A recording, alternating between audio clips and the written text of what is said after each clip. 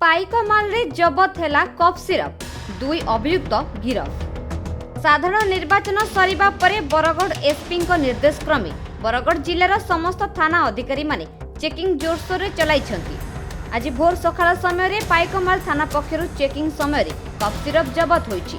एतिसह cough syrup बेन कारबार करुथबा दुई जण अभियुक्तଙ୍କୁ गिरफ कर दैछि।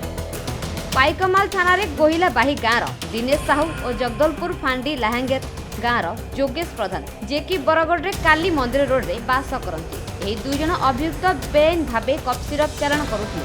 शेषरे पुलिस हाथ में धरा पड़िछंती। पुलिस सेमानकु गिरफ करबा सह तांको पाखरु 100 ml भर्ती सीसी 1349 कोटी जबत करिछि।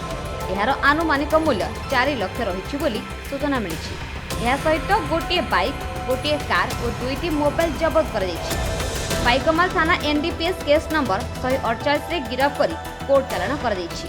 गतकाली आली मॉर्निंग रे पतमपुर पाइकमाल रोड रे रही छकवाटा पाइकमाल पुलिस लॉकिंग टाइम रे गोटे होंडा एमएज गाड़ी लाल कलर ताकि इंटरसेप्ट वाला पूरी 02CH 3473 सही गाड़ी रे 9टा कार्टून रे 1349 का कफ सिरप बोतल लोड होता 9टा कार्टून और से बिगड़ के दिनेश कोई वादे और जने धनु और जोगेश्वर प्रधान तार घर भी बहंदे में से पर्वत टाउन से भी गाड़ी से भी ट्रेन कराई गाड़ी सीज कराई